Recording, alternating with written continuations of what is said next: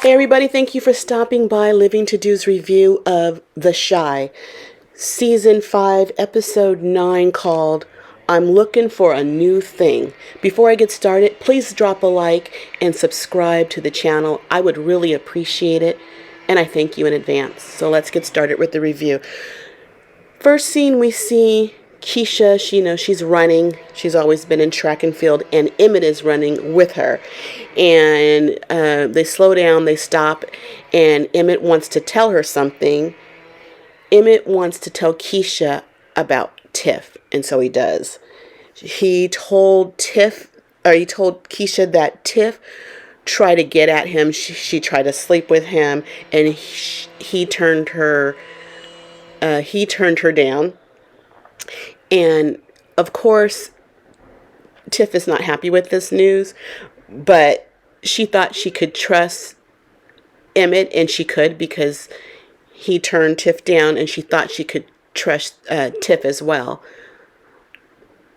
And Tiff was just being messy. What did you think about that scene? I'm actually really surprised with Emmett, and I'm not surprised with Tiff at all. Yeah. I kind of saw something like this coming, and then it actually happened.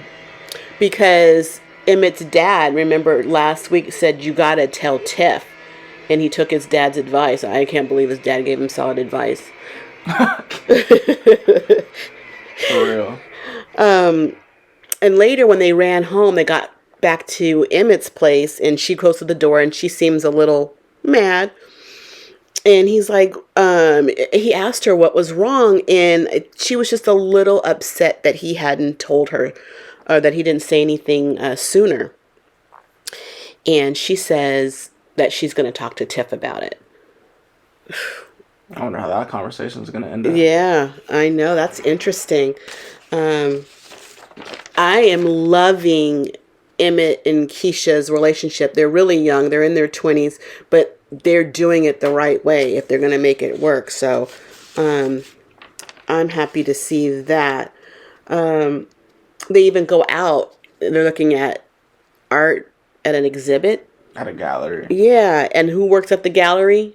Deja. That's Rashad's chick that she broke up with him. Mm-hmm. She kind of gives him a little tour about, the gallery and the artist. And Keisha's looking at this one art. What is that, Jokers or something? I don't know what that is. It look like some Pocahontas type stuff. Pocahontas? Is that what it is? That's no. Not what it is? No. Pocahontas was an Indian. Oh, well, then I'm wrong. Okay. And they said they had too many kids. They had 4 kids between them, so they couldn't really afford art. But that's something I guess they are looking to have as an investment in the future. Because you can buy it at a certain price, and then the price can go up. Yeah, that's great. That's really interesting that they're so young thinking about buying art pieces. Yeah. I still haven't thought. Very, very, very little. I need some art just for some of the walls, but I just can't. Some people spend a lot of money on art. I know. It's unbelievable. I'm not that person. Yeah.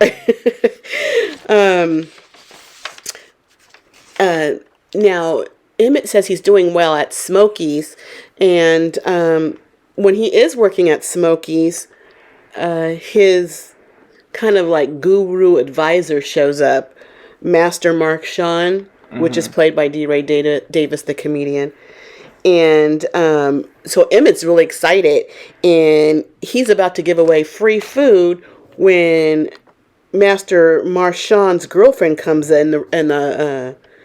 into the place, blowing up his spot, talking about,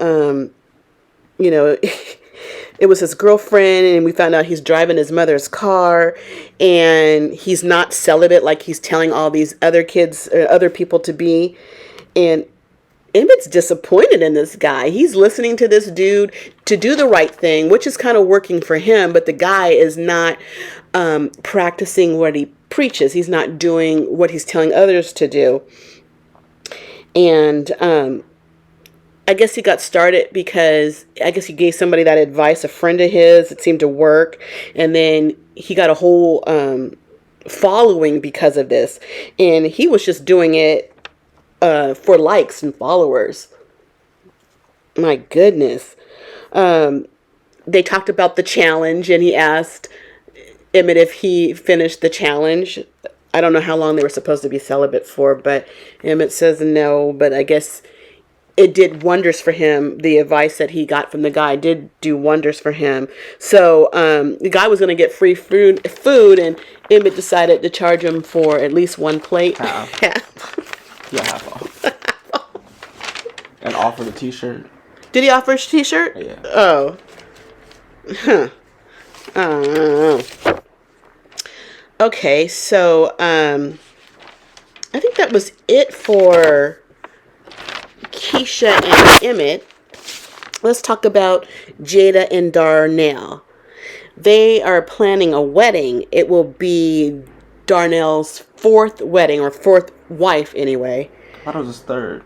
He had 3 wives. Oh, he had 3. Okay, he had 3 wives, and Jada, his first love that he had in high school, and he never married her. Got a baby by her, but he never married her. Mm-hmm. But he went off in the world and found 3 other women, and I don't know how many kids they have that he has, but he wants to make it a big deal. He seems really excited about the wedding plan. He's thinking a big wedding. He wants a Steve Harvey suit. You know what that is? No. Those big, you ever seen, you know who Steve Harvey is? Oversized suit. Long, look ridiculous. Yeah, no. And Jada wants just a small wedding. She wants a backyard wedding. And Darnell was going to pay for this wedding. He has a savings, which I'm surprised at. You got all those kids and you still managed to have a savings? A substantial amount of money to plan a wedding? That's impressive. But she wants a small wedding. But he says that earpiece in his ear is going to walk down the aisle. Now that's ridiculous. I think it's a part of his character. Just like, who's calling you? You don't know. That's why he has a large savings. What does he do for a living? He's not a drug dealer. We don't know. We don't know. I don't think Jada would be messing with him if he did sell drugs. So what is this? What else happened with Jada and they there was a scene later in the episode, and she was wearing her pink Nike jacket. Oh yeah, what was that scene? Like, what's taking so long, blah blah blah, and he said, I have a gift for you. Oh yes. And it was a donation for their wedding. And it was, he wanted to go for a good cause. Since she wants the small wedding, he wouldn't be using all that money for that big wedding. A big venue. Yeah. So he took some money, to donate to the Rock Center. Which is something significant for her. For her, I guess. Yeah. I don't even know why she'd care. If that was Tracy, that would have been one thing. But why would I don't know. Why would Jada care? Yeah, that did happen. The Rock Center donation. And that was it for Jada them. And Darnell, yeah. For Jada and Darnell. Okay. So after that, let's talk about Tracy and Duda. They're at the Rock Center. She's in her office, and she notices that money is missing, and Tracy believes that Q stole it, and she wants Duda to do something about it. And she said that Duda's the one that brought Q in her door or something. Yeah, I thought that was funny because Duda is her kid's dad. Not Duda. Or not Duda. Q's her kid's dad. And yeah. She said that Duda brought him in the door. Well, brought him into the business. Oh, okay. Yeah, Q. You see how old Q is? Yeah. You see how young Tracy is. And that son of hers, at this point, he would have been out of high school. So, and she was a young mother. So Q, old as Q, raped young Tracy as a young girl, probably a teenage girl. Oh, I don't know that. Yeah. And she became pregnant and had a son, Jason. He was never in Jason's life. But and then when he died in the beginning of the series? In the beginning of the series, then he came back. Yeah. To Chicago or whatever. I think he was looking for the killer? Yeah. Yeah. So, Duda, he went to Nuck. He went to see Nuck to find Q. So he goes over to Nuck, and Nuck said that that Q. He asked where Q was, and he says he's at the casino, and because he has a gambling problem. It's funny how Nuck's telling all his business about his boss, right? Yeah. To another, a guy way up in the gang thing or whatever, the drug game. The chain. Yeah. And Nuck told Duda that you need to kill Q and take over because he's messing up the business. In fact, he says he was homeless. Maybe there was maybe he lost his home somehow. I didn't hear that part. Something about him being homeless. I don't know. But he told Duda, you need to kill him. Mm-hmm. And so we can get back to business, basically.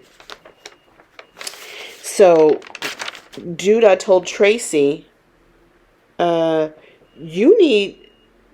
she was asking him to kill Duda too. Didn't she say that? No, Duda told her, I'm going to kill Q. Mm-hmm. And she's like, looked up like, what? Like, and then she said, that's the father of my She goes, yeah, that's my son's father. And he goes, your son's gone. And she's like, that is so insensitive. But he's right. But he's wrong to say it like that. He is wrong to say it like that, but he's right. She lost her baby, her only child, and you just don't say that. And he knew when he said it. His delivery was poor. It was bad judgment. It was a misstep, and killing for him is nothing. It's just like, you have like going to the store. It's like 3 meals a day. I killed him at noon. It doesn't mean anything to him. Yeah. So what does Q do? He goes over to what does Duda do? He goes over to Q's house like it's any old other day. Q's home. Late, young buck. He comes, knocks on the door, lets him in, and what does he do? He shoots him several times. And when he did, I was thinking to myself, thank God. This dude he's the cancer in the community. If you think about it, that's how I see it. Kind of, sort of. And then the guy, Duda, his old butt, is laying on the ground with gunshots in him. I guess his lungs are probably filling up with blood, and he's coughing. And I don't know why he walked through the house a little bit, Duda, away from Q's body, and he comes back to Q, who's still alive. And Q says, I always knew you weren't shit. Then why you keep him around you? So that happened at the end. But let's go on to other things that happen in the show. Victor meets with Fatima. And it looks like she's lying in bed. He's getting out of bed, getting dressed. And she jumps up saying, I'm not a fetish. And I don't know what sparked this argument like this. What happened? I don't know. She just said that out of the blue. Didn't he say that out of the blue? It was kind of weird. And he says,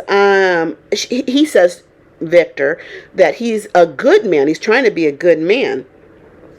And then she doesn't want to be a side piece to him. She wants to be the woman on his arms. And she thinks he's doing things to hide her. One being tinting his windows. Weren't they already tinted? I think only the back windows were tinted. I doubt he tinted his windows because of her. Yeah, she's in her head. Yeah, that was a far reach. Yeah. I didn't understand that. And it worries him that, he wants to make her official, but he also wants to run in politics. And it's conflicting for him because he wants this. He's worked hard for it to make a change in this community. During this time that he's working hard for it, she comes into his life. And who is she anyway? Why do you love her so much? What has she done? I think that's why she said that fetish thing. Yeah, because where's the love? Why is there love? Yeah. There's just a weird I'm not going to say weird, but there's just an attraction. It's not to give up your what you've built in your life for. I don't see why you love her. Not because she's a trans. I'm not saying that. She's just some woman that came around, and you're just sniffing behind her. She hasn't done anything to deserve this change in your life. I don't know. I agree. I mean, you can love her all you want. I just don't see. I see why you love Jasmine, his former girlfriend. I just don't see why you would love this girl so much. So let's talk about. Let's see here. Let's talk about Nina. Nina's doing chores. That's Kevin's mother, and she's putting away his clothes. It looks like in his room. She's done laundry. And then she starts to look around and she sees new clothes, new shoes.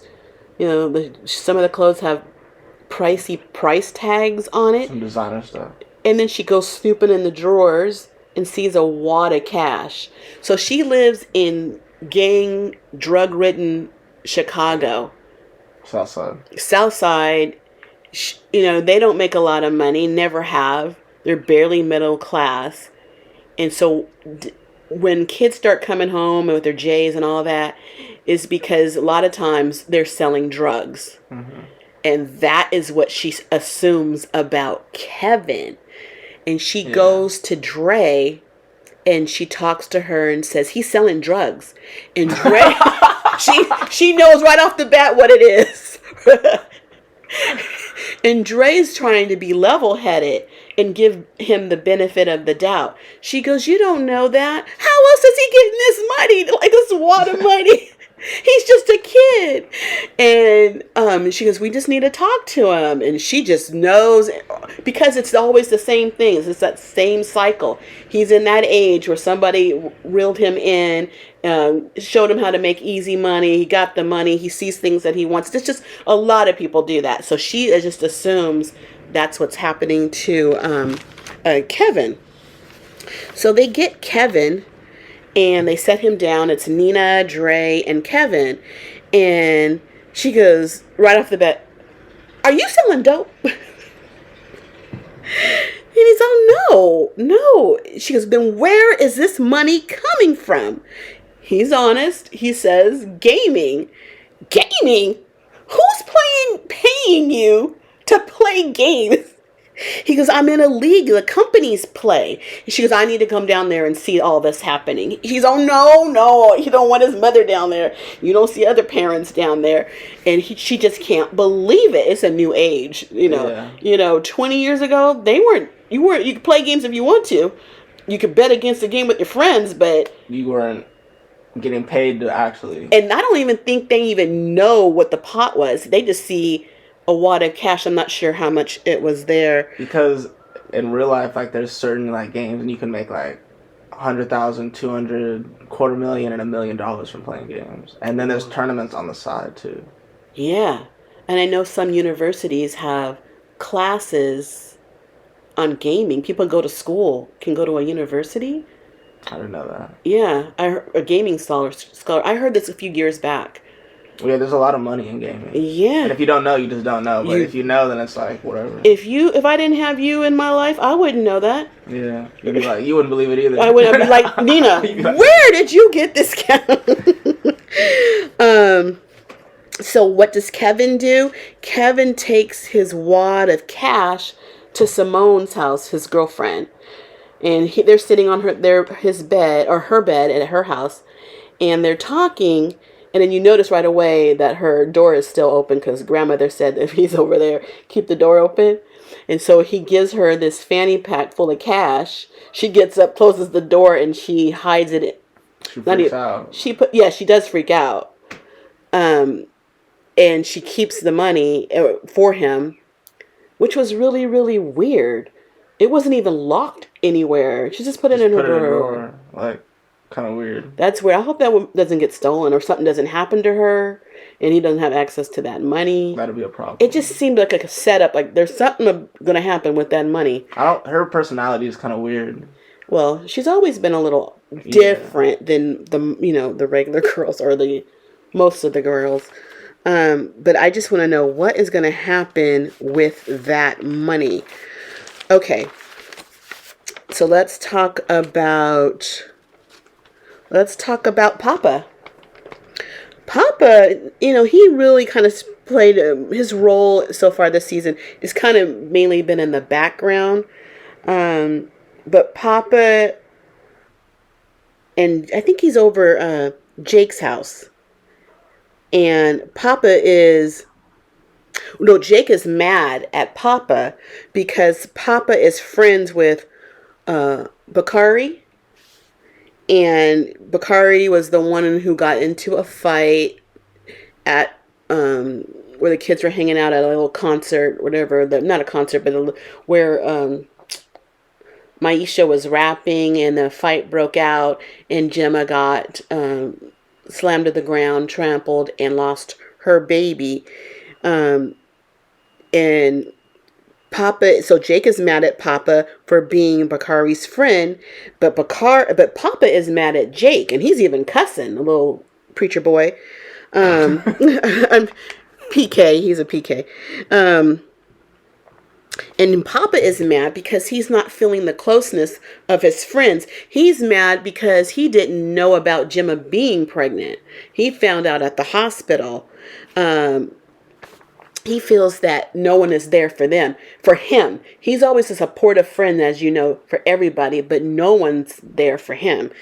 And so it's finally catching up to him, those feelings that he's having. So later, Papa has his podcast, Papa's Pulpit podcast, and his guest on the podcast is Jake. Mm-hmm. Jake, who really doesn't want to be there. And they're talking about the little their different perspectives and what happened and everything, and disrespected boundaries. How do they disrespect each other's boundaries? He mentioned that. Is that what they were talking about? They were talking about, I thought they were talking about the little altercation they had earlier in the day. Well, that was because Papa feels neglected.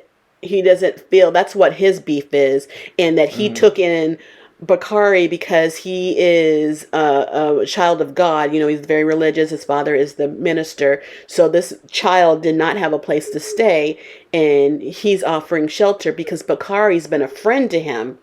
He's out of his two friends, Kevin and Jake. They're not there for Papa the way Bakari has been. Bakari has been for him.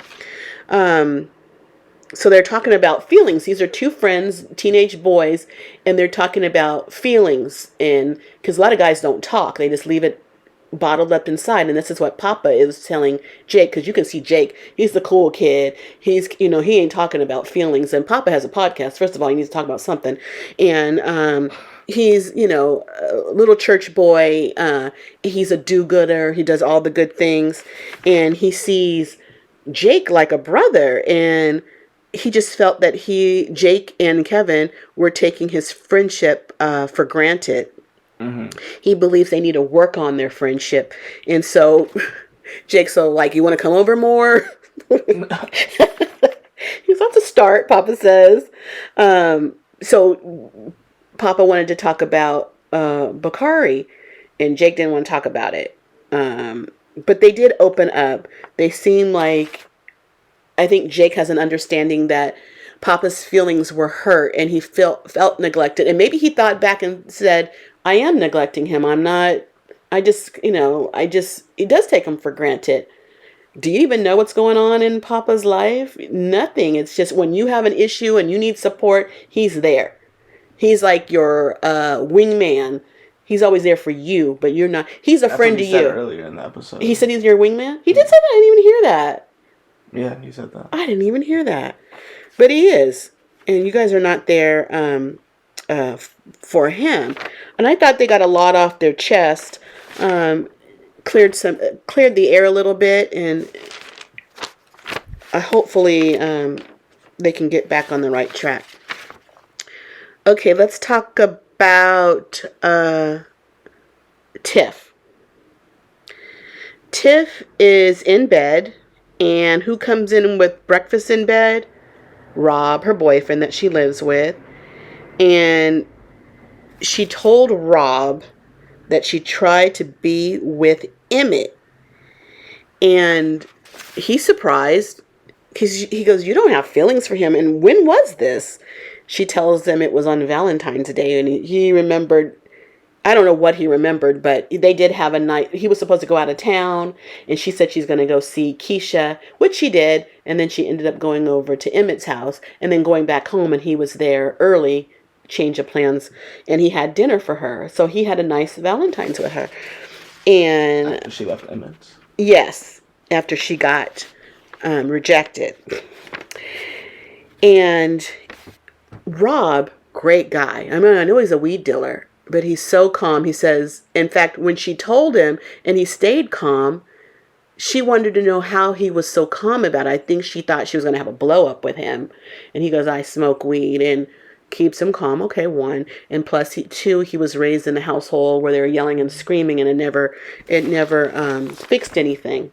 So he calmly talked to her, and he asked her, you like him? You have feelings for him? No. It was like a power play for the most part. And he asked her not to do that again and not to be careless with his feelings. Big old drug dealer, and he can talk about his feelings. And I guess he didn't act like it hurt, but I guess it hurts. Here's your girlfriend. You thought you could trust her. At least she did come and tell you clean that she was trying to go off, what do you call it? Go out on you, I guess. And she also admitted that she is going to tell Tiff. And he told her to use your words to talk to Emmett, not your body. Good advice. And he was so calm about it. He was a good listener. And she said she's going to tell Keisha. So now we know Keisha wants to talk to Tiff, and Tiff wants to talk to Keisha. There is only one episode left. I guess we're going to see that in episode 10. It's going to be an interesting finale for sure. I think so. And I think that was all that Keisha did this episode. Other little thing, I don't know what's going to be made of it, but Tiff was FaceTiming with Dante, her old side dude. She was sleeping with him when she was married to Emmett because they had an open relationship. And he tried to get back with her a little bit. And she says she's with somebody. She's always sorting out her weed. Every time we see her, she got her little weed and those things. And he's just going to order weed from her. But I don't know. Why did they bring him unless something's going to happen again? Why was that necessary? He must make an appearance next week. Maybe. I don't know what was the point of that. One side note with Keisha that I didn't mention is that Keisha is working with EJ on his reading.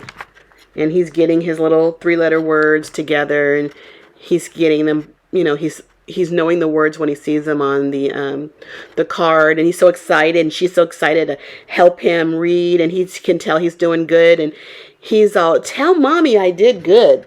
Well, mommy's Tiff. And she don't like it. There's bad blood right now. And she goes, I'll tell your daddy, and you'll tell her. But when you talk to Keisha, whenever you get to it, let her know then that her baby's doing good in reading. This girl is a college student, a young mother, and she's helping your child with his reading. Let's see. Let's talk about Rashad. He's my favorite person. Okay, Rashad and Tiara. He's talking at Tiara. I think they're at the Rock Center. And he wants, because I guess they slept together in the last episode. So he's trying to, tell her, there's not going to be any more fooling around. She's like, yeah, okay. There's nothing to her. And he goes, you have no feelings? She's like, I like nice things, and I do whatever I have to do to get nice things. Yeah, that is a sad state of affairs that you're like that. So Rashad's talking to Victor, and um, and he says, "What did he say? Are you feeling betrayed? Why is he feeling betrayed?" And he was like, "No, what are you talking about?" And then, why did he say that? He feel betrayed because of last episode with the girl. Fatima? No, the other one. Oh, Tiara? Yeah. Because Rashad asked him if he was feeling betrayed because he thought that she told Victor what happened. oh, that's why he said that. So, okay. And then he was like, "Oh no, never mind. What are you sad about?" Because he could tell that Victor didn't know what he was talking about. Mm-hmm. So he's like, "Are you feeling betrayed?" And he's like, "What?" He's like, "What? Nothing." But he wants to talk about Fatima. Victor does, and he tells Rashad that Fatima is my soulmate. Which makes no sense. How, Sway? What do you mean she's your soul? What has she done to make you feel that way? A couple of dinners, it doesn't do it. He's just so lost in his head about this girl. Okay, so let's now talk about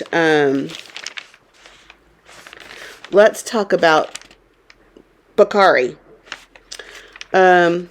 Bakari went over to Jake's house. Jake was playing video games with Kevin, and Gemma and Maisha were over there too. Doing something. And he knocks on the door, and it was Gemma that went and answered the door. And she's kind of hesitant to let him in, but she lets him in. And Jake's like, "What? Basically, get out. What are you doing here?" Mm-hmm. He stood up there and he told them that he was sorry. And Gemma accepted his apology, which was huge. She said it wasn't his fault, but his actions led to what happened to her. And Gemma even hugs him. That's huge. Yeah, I didn't expect that. So Jake is standing behind, seeing and witnessing this hug and this forgiveness. He didn't say he forgave Bakari, but he didn't do anything. He didn't punch him. He didn't get aggressive. Bakari, civil. Yeah, he did a sincere apology, and then he walked out the door. Oh, that was huge. So after Bakari leaves Jake's house, he goes over to Lene's house, which is Kevin's house, but Lene's room. He's outside her window, and he gets her attention. She lets him in through the window. And he has little snacks, and he's offering them to her.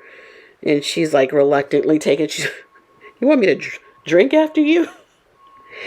And they share a drink.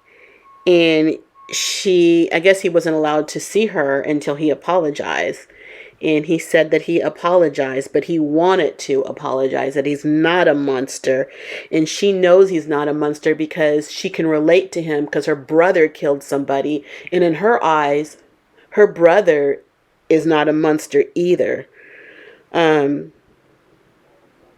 so he says that they have nobody, but she's like, you do now. They have each other. And she gets in his head the idea to write about his life. And I guess he's thinking about it, but apparently he can't handwrite. Yeah, that's why Papa wrote that card. Yeah. We are doing these people a disservice in these schools that you're in high school and you cannot handwrite. So she told him he could type it out. Which, makes sense. I hope so. And they also shared a sweet kiss. They're a cute couple. They have a closeness. They're getting a relationship, but they're bonding. They have a foundation. They both are lost souls. They really are not belong to anybody that can take care of them. Their family anyway. Mm-hmm. And I think that's really a blossoming, hopefully positive relationship. When you be a kid and your boyfriend is also a kid and he's killed somebody. Anyway, I hope nothing happens. To me, it seems like Bakari will be the one to get killed. Because everything's going for him. He goes out and he talks. A lot of people don't like him. But one person that does like him is Rashad. He technically has 2 bodies on his conscience. Yeah. Because of Gemma. Well, and Ronnie. Yeah. So Rashad and Bakari, I guess they run into each other in the back alley. And, Rashad is so cool. He's like, he asked him how he's doing. He tells him he looks good. And Bakari shares that he's going to write a book. And Rashad's like, you write a book? But he's still proud. He says he told the kid he's proud of him.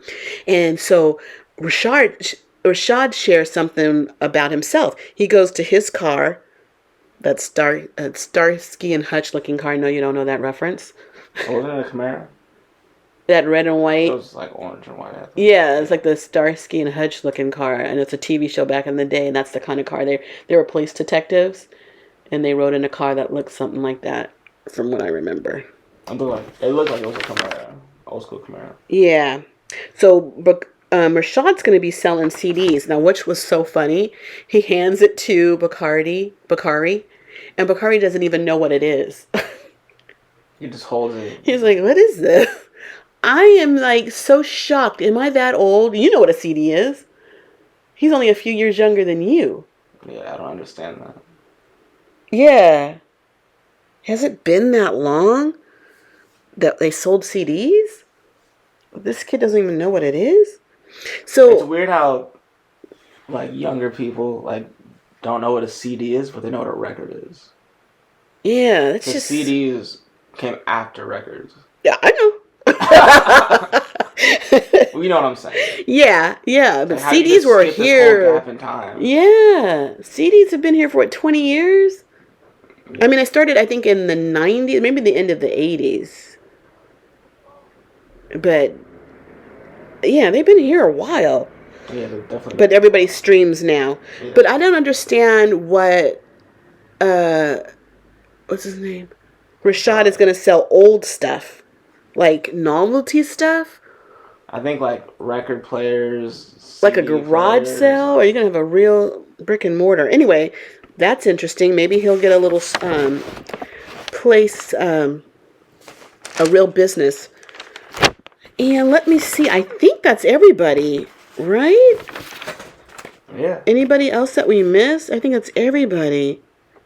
Okay. So, one thing that we did miss, the thing that Duda, he talked to a business, like a financial planner or his accountant or somebody, about getting money. Mm-hmm. He needs some money. And I guess he sold Smokies and... no, he wants to buy some. He sold it to somebody, and then that's how Emmett bought it. No, Sonny died and gave it to Emmett. I don't think he died. Yeah, Sonny died. He gave it to Emmett because Emmett was like his number one or something. And then the guy he was talking to was saying you should like invest in Smokies and open up a new one. Yeah. A new location. Just why mess with people? Go open up a McDonald's. Really? Get a franchise. So I don't know what's gonna happen with Smokies, because that's Emmett's bread and butter, and he's raising his 3-4 kids on it. Mm-hmm. So that's something that might happen with that. But that was it for now. Nothing really else. Next week will be the season finale. So I hope it's not a dud. A lot of times the finale we just ease on out of the season. So, but they have a lot of things to do. Something's gonna happen. Yeah, something's gonna happen. Someone's probably gonna die. Well, yeah. And then Tiff and Keisha are gonna have their talk. Their little tension there. So we'll see, and let's see if Bakari can last to the end, because if anybody gets killed, I think it's probably him. Yeah. Okay, so that is it for now. Thank you for staying to the end. Please drop a like and subscribe to the channel. We'd really appreciate it, and we thank you in advance. But that is it for now. So we got to go because we got living to do. Bye. Peace.